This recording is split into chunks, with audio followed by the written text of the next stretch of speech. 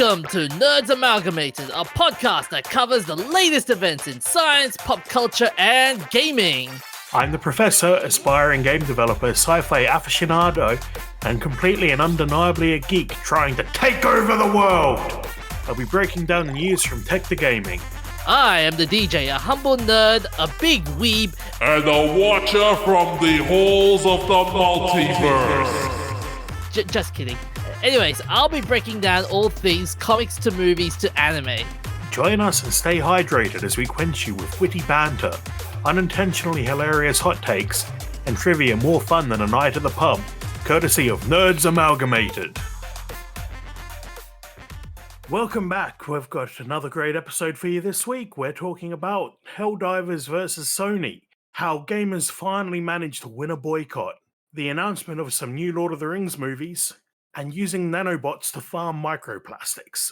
So DJ, have you been playing Helldivers 2? Sadly, no. But I have been seeing a lot of videos about that game, and I really want to play. Well, if you live in 177 countries, you can no longer play it. What?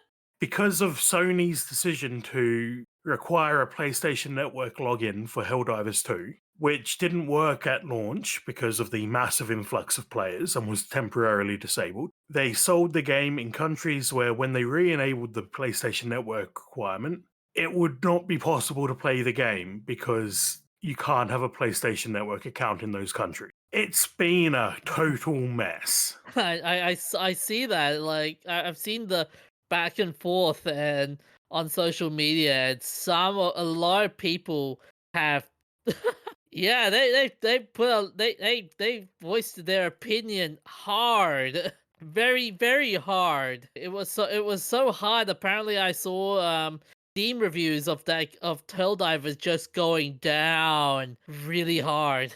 Oh yeah, when they announced that they were bringing in the PlayStation Network requirement again, the players responded by review bombing it, which I suppose it's not really review bombing because that has a sort of connotation that it's not justified. Yeah. But in this case, absolutely justified, especially since it was something that would legally block you from playing the game in so many countries where it was sold, which probably isn't a huge player base, but compared to the main countries where you can get a PlayStation Network account, I imagine the countries that you can't get it are going to be places with lower population, but that shouldn't mean that those people don't get to play. But they managed to rack up tens of thousands of negative reviews within a few hours. Have you seen? There was a picture that was shared around social media as well on the graphs of the negative reviews. Have you seen that? I have. I'm glad it's turning around now that they've removed the requirement to install the PlayStation Network, which is what this is really all about. The PlayStation Network requirement has been removed as a result of this massive review bomb and boycott and all the complaints. Sony decided the PR hit was just too big and retracted the PlayStation Network requirement. So it's a rare win for gamers. I'm gonna say this. This event was a clear-cut case of if you were to fuck with the gaming community, you're gonna get fucked. FAFO. And I mean this is a clear cut of don't fuck with the gaming community or else they'll fuck you up. And and the interesting thing is time and again we've seen this event happen, and gaming companies don't like to listen, do they? I mean, remember the It's not often that they actually go back on their promises. Yeah, because of review bombing.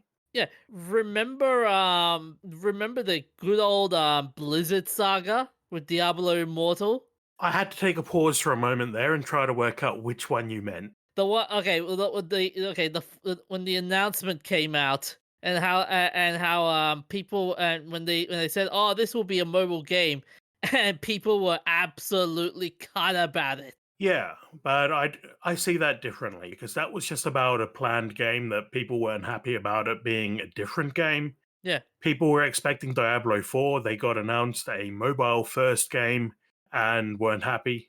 Yeah, and one brave gentleman went out there and just said what everyone wanted to say, which was, "Is this a joke?" And when Blizzard said did the same thing, like fucked with the gaming community fucked them up. Yes, it's a bit embarrassing for Blizzard that I didn't know immediately which incident you were talking about. That's fair. Okay, and then another one. Remember, Bethesda when they had Fallout 76, they thought, "Oh, this will be the greatest game in all of creation." Guess what happened? They fucked around with the gaming community. It got fucked. But none of them have changed their ways because of the review bombing. Oh yeah, yeah, That's my yeah, point. yeah. That's true. That for once, the game developers have changed their ways because of the protests from the gaming community. Yeah, and it's good to see. I admire the CEO of Arrowhead, even though he did a bit of a blunder on this one. At least he took responsibility for it and said, "Okay, we fucked up. We fucked up, and we'll fix this for you. You are the fans, and we love you." That kind of way. What he said was, I guess it's warranted. Sorry, everyone, for how this all transpired. I hope we will make it up and regain the trust by providing a continued great game experience. Yeah, yeah, exactly, exactly. Can you imagine anyone else doing, like? Can you imagine Todd Howard doing that? He wouldn't even do that in a single heartbeat. No, I can't imagine Todd Howard doing it. But Sony's statement, when they announced that the update requiring the PlayStation Network would not be going ahead, was, "We're still learning what is best for PC players, and your feedback has been invaluable. Thank you for your continued support of Helldivers 2, and we'll keep you updated on future plans." That sounds like a very milquetoast statement. Oh, it's worse than that. Oh, It's so please. smarmy. You would think they would come up with a better statement than that. But my biggest fear is, even though Sony has said, "Okay, you caught us doing this. We're sorry. We're very, very sorry. Please, please, please, let enjoy our games and stuff." My biggest fear is, are they going to do that same move maybe months or maybe years down the track? Probably, but probably not with Helldivers. Oh no, they'll try again. I mean, you got the one thing about gaming companies is that even though they get knocked back once, you can set your watch that they'll try this shit again on the same game or maybe on a different game. But It's not just game companies, it's every kind of company. yeah, now I wish if the Sony can do the same thing for Stellar Blade 2, then I'll be happy. At least Sony learned something. So you want Sony to publish Stellar Blade 2 without the PSN requirement? Stellar No, Blade, sorry, not Stellar Blade 2. I mean, wow, okay, there's a sequel? I did not know that. No, I'm I thinking hope there's not a sequel, considering the game. Is it even out yet? it's out. The physical copy's out. The problem with Stellar Blade 2 is Sony intervened again and decided to do the whole, "Oh, we'll add a patch that will not only censor a couple of the costumes but also downgrade the gore of the game as well." And people were mad about it. Even though the game was Yeah. well received and everything. But That's something that should have been figured out before launch, but I Hmm. could see them having to do that to make a certain rating, which Yeah. is a big deal because it's a lot harder to sell something that is R rated than it is to sell something that is M or M15 rated. Yeah. The other thing about this whole Sorry Saga is that it shows how gaming companies can interfere with impunity. Oh, can I just note here on the list of countries that can't purchase Helldivers 2, Yeah. including some you probably expect, like Afghanistan, Okay. Yeah. Yeah. Sure. the Åland Islands. Island Islands. Where the hell is that? They're a tiny archipelago in Scandinavia, I think. Okay. Azerbaijan, Azerbaijan. basically countries that are tiny and have small populations or aren't in the best of states at the moment. There's also Antarctica. I mean, that makes sense. Like, are you gonna expect research scientists in the middle of a researching expedition to go, "Oh, hold up, buddy, I need to I need to finish up this mission." Yes, they have downtime. It's interesting you mention that because if I recall, they before the researchers leave Antarctica, they have to sit down and watch a horror movie or something like that. I've heard Yeah, it's after the last flight leaves for the year, or the last ship leaves for the winter. Yeah. They all sit down and watch The Thing together.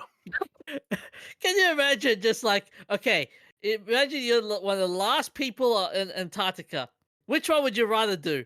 Play Helldivers or watch The Thing? Helldivers, The Thing. Okay, but The Thing is genuinely great. I agree. I accept that's true. The Thing is a great movie. I'm not knocking that down. But Helldivers 2. It's also a great game. It's also a great thing. I mean, if it was me, I would pick the Helldivers too. But what the hey? See, the most ridiculous part of all of this Hmm. is that it was ever sold in a place where you couldn't have a PSN account. Because they always planned on having the PSN account. So they knew from the start someone has screwed up here because they knew from the start that they weren't going to be able to sell it in those countries. And they did anyway. I don't know if that's on Arrowhead or on Sony, but somebody has screwed up. Oh yeah. Speaking of screwing up, have you seen the craziness that happened after the announcements though? In terms of community managers at Arrowhead, I think if I recall, one of them got fired for one of them got apparently fired for saying for saying to the people to review bomb the game or something like that to that extent. Well, I can see why the executives wouldn't be happy with that. Yeah, and the crazy part about this one as well is that there was another community manager, and that person was stoking a lot of animosity in the for the game as well. So was it possibly an inside job? Was there someone on the inside at Sony who was stoking the flames trying to make this happen? Uh, Probably not, but Probably it would not. be a Yeah. fun story. Yeah, apparently so the fired community manager Spitz he was outed as he did over the now cancelled mandatory PSN linking. So the Spitz, who initially was quite vocal on the matter, pretty much saying that people shouldn't make such a big deal of the PSN account. In addition, Spitz encouraged players to leave negative Steam reviews. It's not like this is the first or ever the 14th mainstream game to require a third-party account. That takes a couple of minutes to create, but it's a deal breaker to have 120 seconds out of your day to enter an email address and password, then forget about it. Well, there are bigger issues. Beyond selling it in places that couldn't have an account, there's the expectation, intended or not, that they didn't make it clear that they were going to bring in this requirement after the game had been out for a while. And ultimately, PlayStation don't have the best track record for protecting customer data. So this is just a way to collect customer data. They claim it so that they can ban cheaters. Huh. I don't think so. There's other ways to ban cheaters. Speaking of PlayStation and being secure and whatnot, do you remember the infamous PlayStation hacks? Which one? Something with No, that's my whole point. There's been so many of them. Oh yeah. And that's I agree. Like PlayStation Network is not that is very fallible, I would say. But that's also crazy what Spitzer said in terms of that. Look, you have to like other programs requires your password. Like look at Ubisoft for example. If you want to play this game, you need a Ubisoft account, or if you want to play Halo, you need a Microsoft account. Yeah, and who really wants 20 million accounts that are basically just there for data collection? It's a massive privacy concern. Yeah. The big question is going to be from this saga is, are you going to see other games companies listen at this point, or are you gonna see them just go? It's I fine. hope so. I hope it's a sign that the tide is changing. I mean, I can be as optimistic as you, but okay, ever since but I don't know, after Helldivers 3, after that Sony split and how they haven't listened to the consumer, even yesterday I saw a press conference with the CEO of Xbox, and the interviewer asked her a question about why was Tango Studios shut down. She didn't even give a proper response. She just gave a whole bunch of words, and that was it. There was no real reason why Tango Studios was shut down, for example. So I'm kind of cynical about the whole will studios listen in the long run. Yeah, I think it's more something to do with the business people being out of touch. I don't think indie games would want to, indie developers would want to cause this kind of backlash, Yep. but that the business people have these demands that the game developers have to follow. Anyway, we should move along. Yes. I've Yes. heard some rumors about a new Gollum movie. Hopefully, not a Um. tie-in with the game. Oh, you ruined my joke. Oh, I was gonna start with that. Thanks a lot, Professor. You're So welcome. so Warner Brothers Discovery did their first quarter earnings conference call. And Okay, see, so it's going to be cancelled before it comes out. so let me put the story in, okay? Let me set the mood. God damn it, Professor! You always step in. All right, so CEO David Zaslav said that the company is, quote, now in the early stages of script development for new Lord of the Rings movies, and he says they're anticipating release in 2026 and will, quote, explore storylines yet to be told. The first film is from New Line Cinema and Warner Brothers Pictures, and it will be called Lord of the Rings: The Hunt for Gollum. And this will star Andy Serkis as Gollum. And he's also directing. Yep. And it's being produced by, I've lost the name now, who was the producer, the director of the Lord of the Rings movies? Peter Uh, Jackson, that's it. yeah. So it's got good names attached to it. And then so did the Hobbit movies. Yep. Now, think about this. We already had the Gollum game. Do we actually need a Gollum movie? No. Like I get it. You want to. I mean, I get it. Lord of the Rings, big IP, and has generated a lot of revenue over the years. But why a Gollum movie? I mean, we already had Rings of Power, and that was not really well received, if I recall. And now we're getting this. Well, at least Rings of Power tried to do something. They're making a big deal about stories that haven't been told. And then they're just going and picking a story that we don't really need to know. Okay, I know you love Lord of the Rings a lot, Professor. What is the story about? It's just about a bunch of bros going for a hike. I was just saying the Hunt for Same Gollum. as Stalker. We spoke about the movie Stalker a few weeks ago. Yeah, That's a group of bros going for a hike. Lord of the Rings is a group of bros going for a hike. I was Same asking. movie. I was asking more of the Hunt for Gollum, but okay, what the Hunt for Gollum was all Oh, about. But okay. well, going from the title alone, it's going to be about a hunt for Gollum. Uh-huh. Gollum being the mutated creature, something like a hobbit, but not quite, who found the ring In a fish, if I recall. while fishing. It was in the Second Age, I think. He found the ring in a river, which corrupted him and led to him hiding in a cave for hundreds of years until Bilbo found him during the events of The Hobbit. Yep. At which point, Bilbo won the ring from him. Well, stole it, really.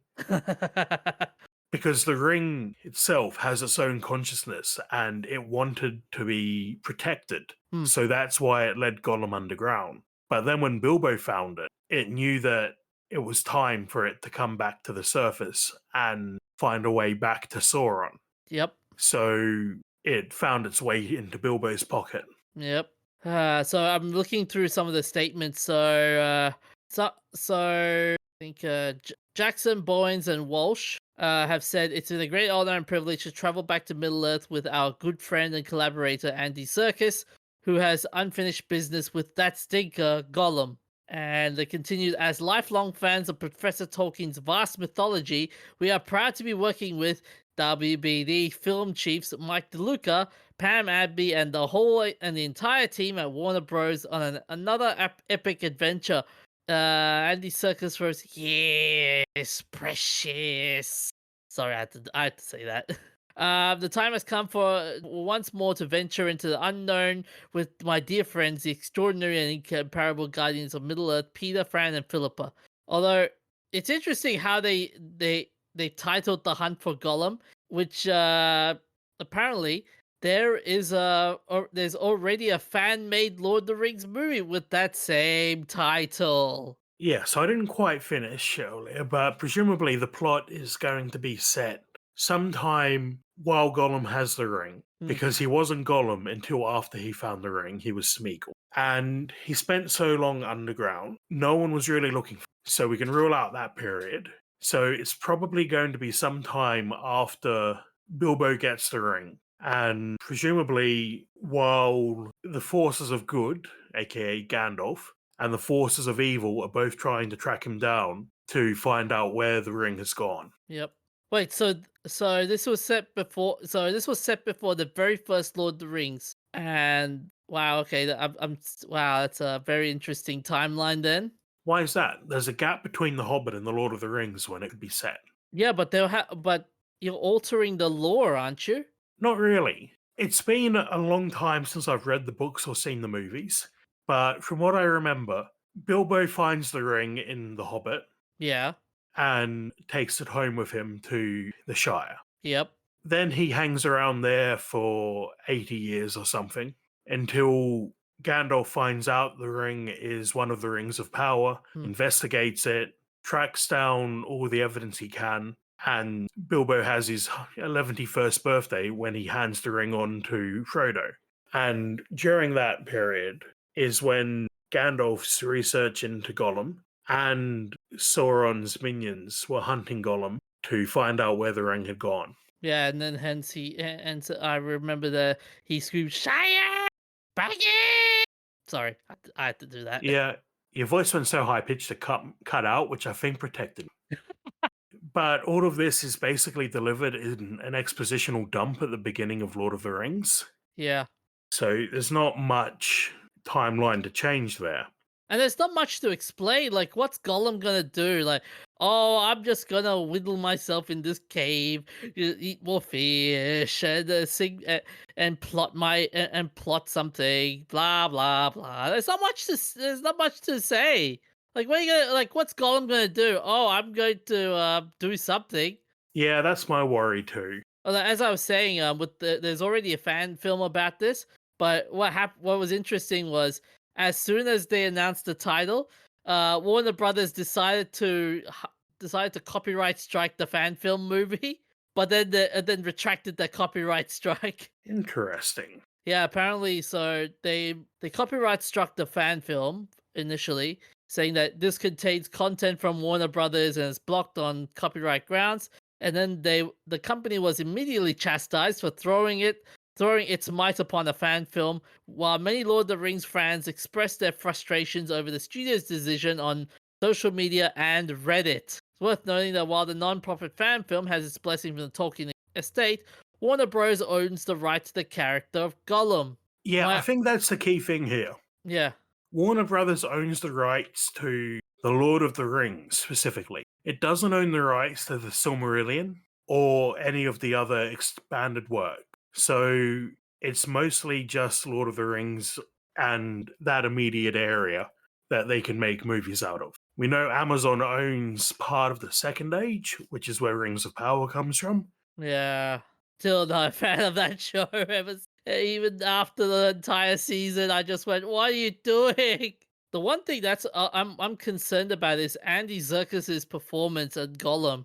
I mean, that was a long, long time ago, and he's how old now? Well, it's a very CGI heavy role, but it is also a very physical. Yeah. Like If you look he's at the behind the scenes videos, you see him flopping around in puddles and stuff. like he's 60 years old. Like how old it must have been? How old would he have been when he made the first when he made his first appearance as Gollum? Oh, that was only 20 years ago. But yeah, this so we have this movie we have this movie, and there is also going to be two other films as well in the franchise. Do we know anything about those?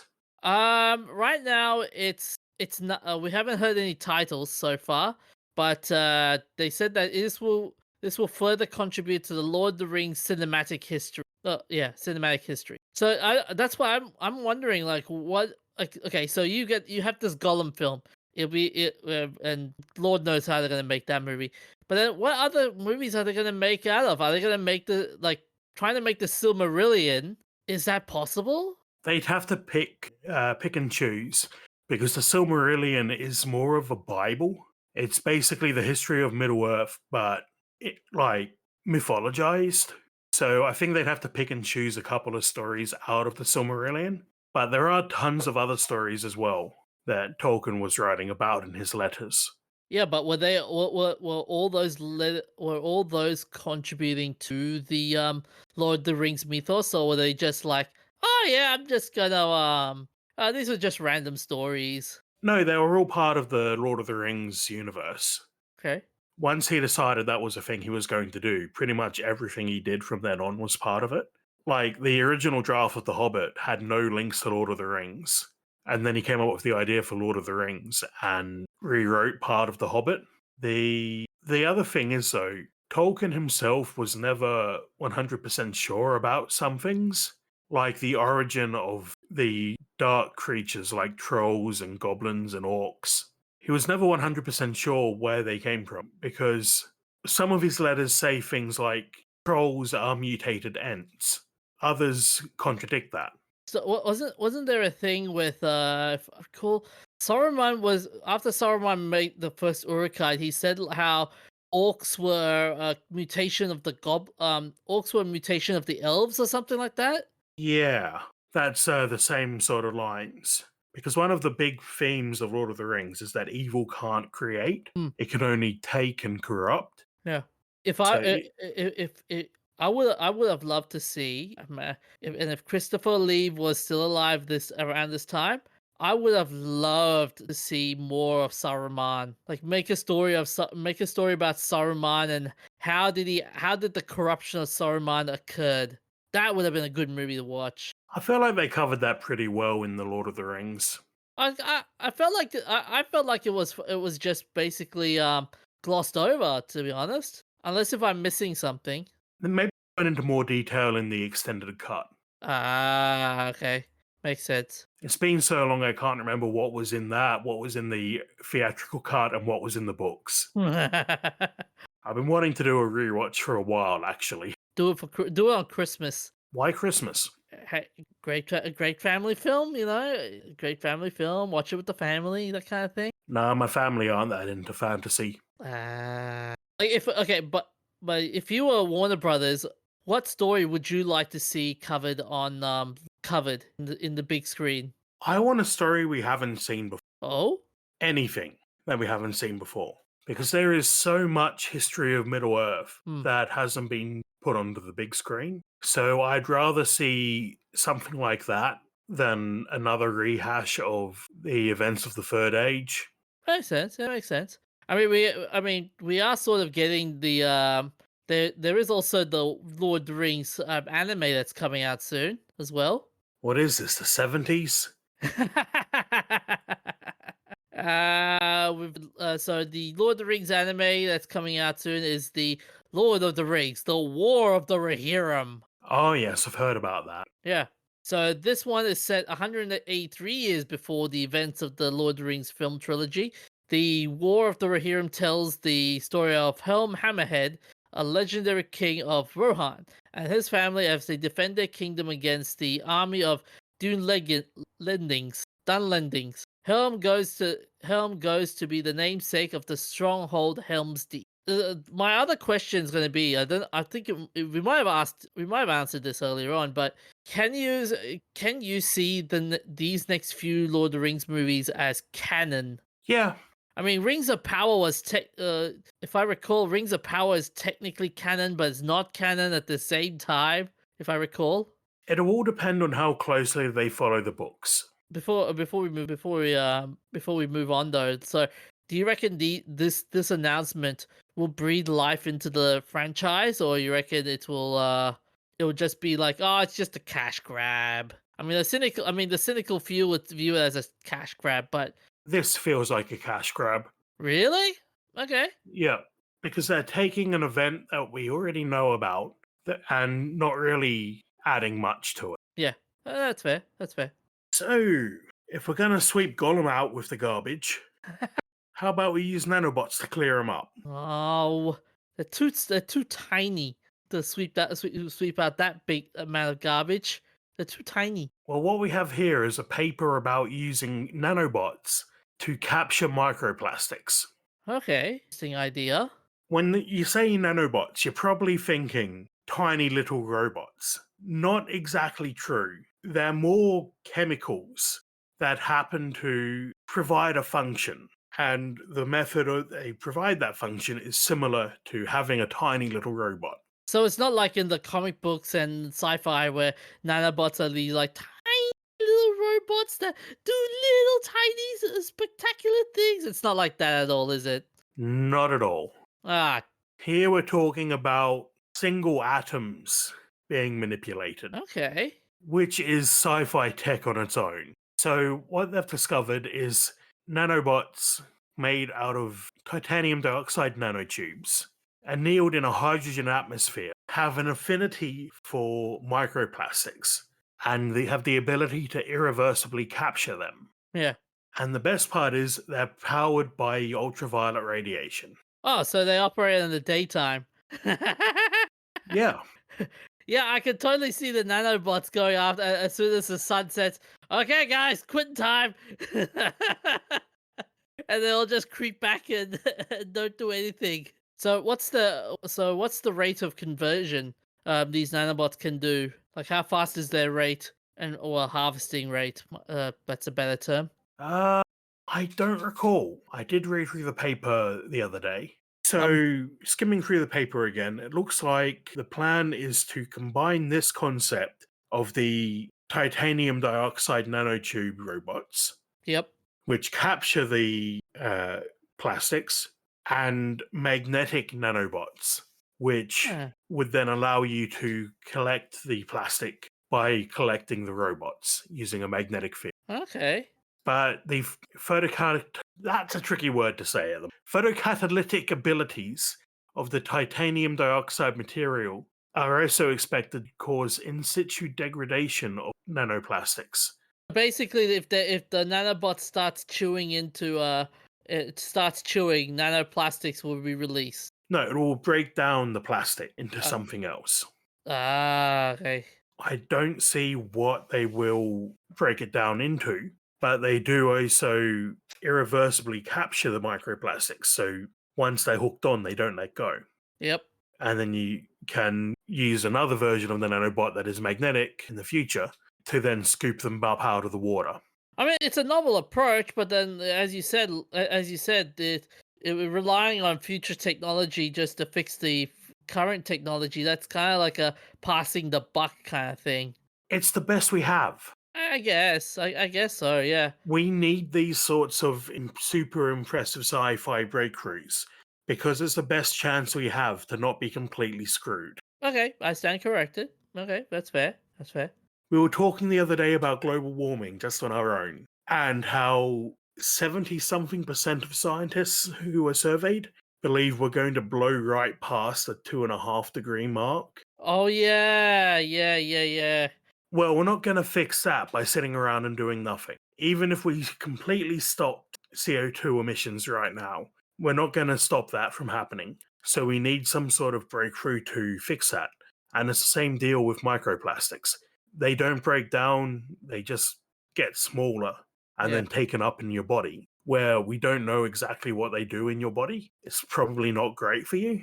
So, what are we going to do to prevent this from happening? We don't know yet, but hopefully we will see this sort of thing happen. Yeah. And something that does make me laugh, the recommended papers that are linked in this Yep.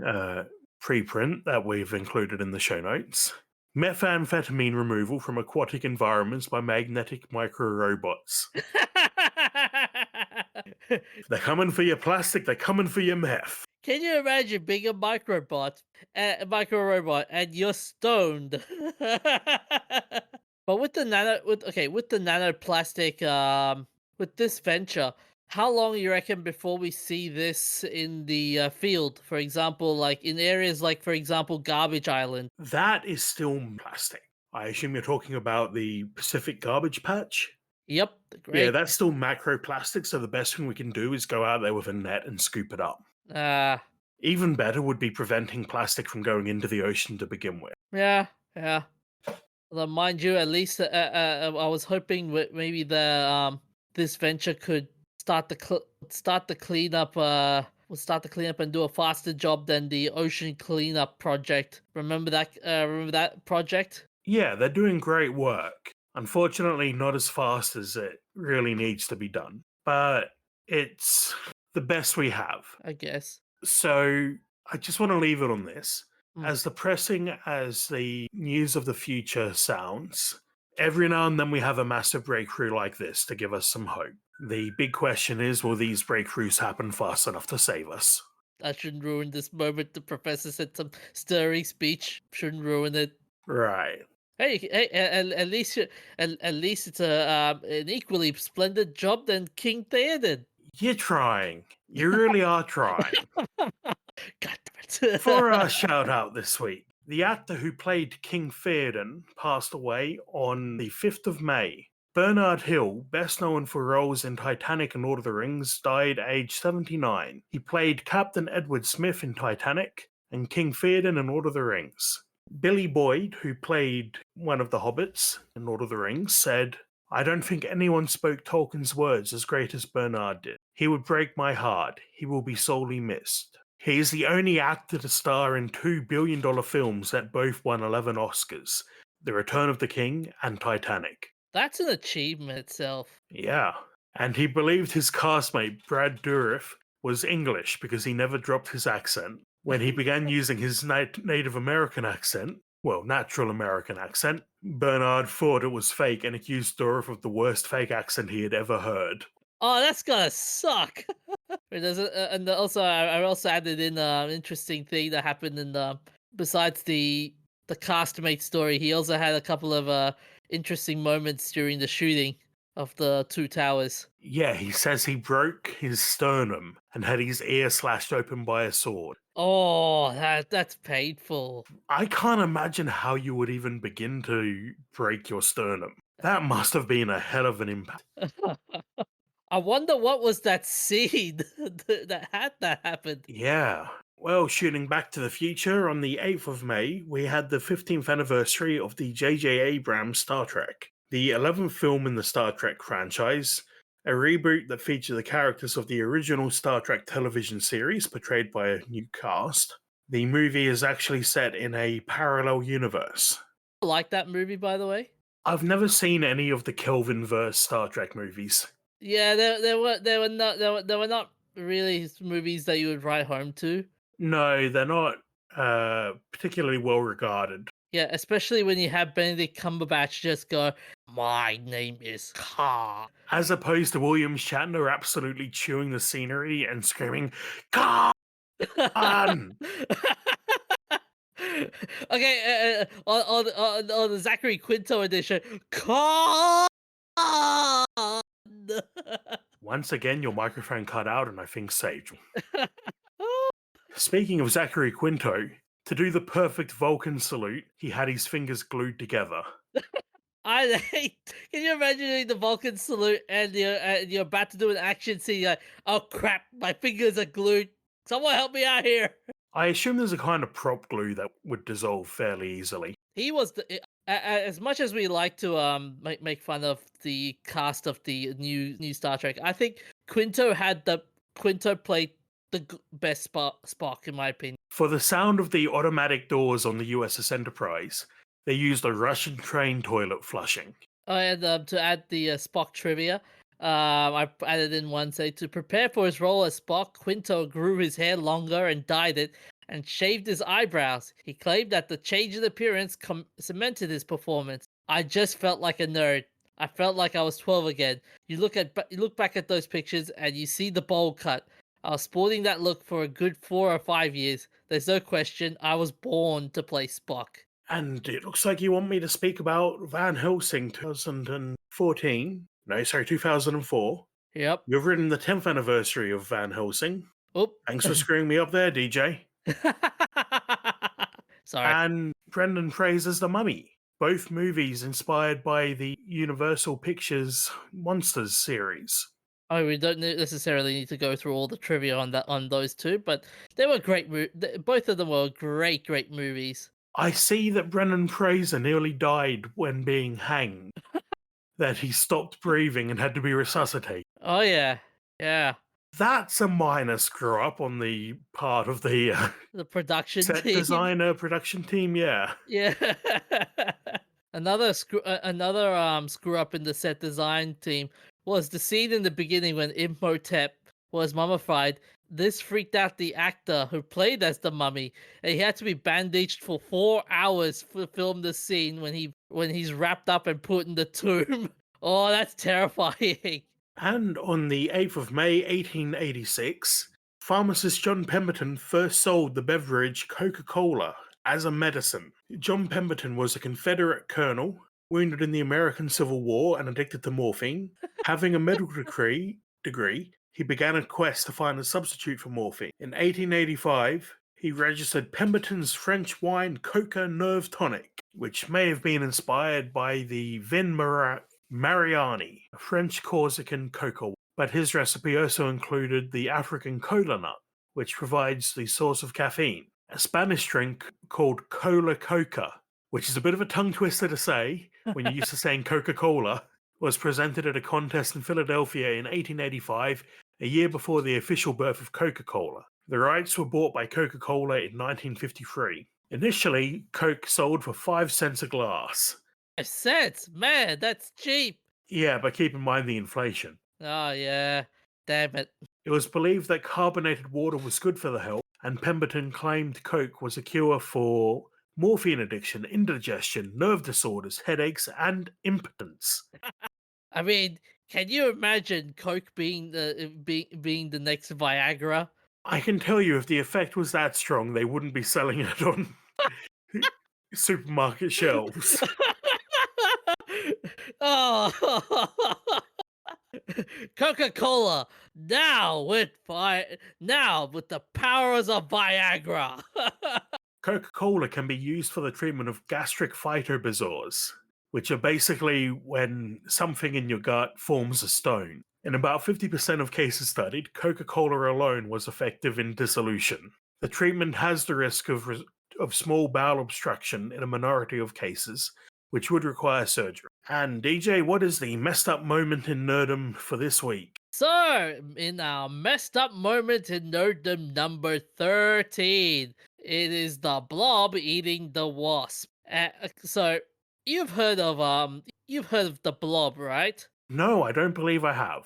So the blob is a mutant, who is the blob, and he has a huge body mass. And from time to, and in the Marvel universe, the blob is a bully and a thug who literally threw his weight around to get what he wanted, and would mostly commit petty crimes for cash and to fuel cash and food to fuel his appetite. In the Ultimate universe, the version of the blob is Franklin Dukes, who was an eating machine in more ways than one. He ate constantly and claimed that he actually ate all of Weapon X's computers in a matter of minutes. This may suggest that his mutation includes some kind of super eating power beyond that of just a healthy appetite. And there was nothing healthy about his frequent threats to eat people. A threat when he made good on a petite Avenger. Now, let me give you some. Now that we've got the character out of the way, Here's the backstory. So, in the Ultimatum storyline, Magneto altered the Earth's poles and created tsunamis that flooded Manhattan, killing thousands of people along the way.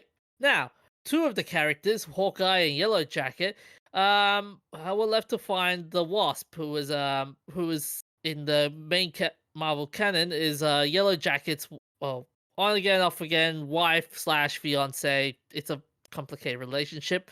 But when they found the Wasp, there was a very, very horrifying sight. And when I say horrifying, it's really horrifying to see. There's a comic book panel about it. So they found her. They found her in the sewer with the blob eating the Wasp's bloody corpse, with the entire midsection being ripped out and blood dripping from his mouth. Yeah, that's messed up. Nom.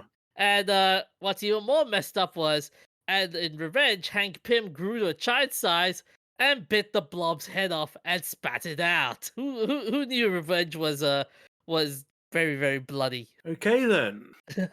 Moving on, a wacky movie. On the 8th of May 1930, Woman in the Moon premiered in Italy. This is a Fritz Lang sci-fi movie starring Willy Fritsch and Gerda Morris. The plot summary is a tenacious scientist blasts off for the moon in hopes of riches that may be found there. It was written by Fritz Lang's wife, Thea von Harbour, based on her own novel from 1928, The Rocket to the Moon. It was released in the US as By Rocket to the Moon and in the UK as Girl in the Moon.